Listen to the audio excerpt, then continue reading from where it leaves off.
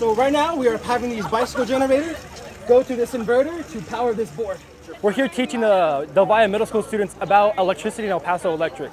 So each of these different modules displays a different type of application of electricity. So this one right here is a bicycle. So it's about generators and how that connects and how that can be utilized to different power sources. Over here we have insulation, so different types of thermals and what materials are best used for like roofing and stuff like that.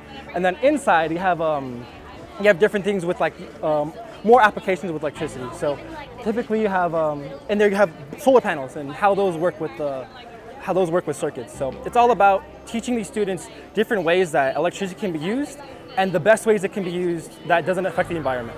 It's so much fun to be out with kids and letting them see how an engineering project works. And I just met, the state champion robotics team from this middle school that's here today in building solar batteries and playing with circuits. And it's great to see kids excited about science, technology, engineering, and math. I thought it was really cool that they could come over here, to really show us everything. I thought that this was a great thing that they were doing for us, and I thought that it was a great opportunity for the students.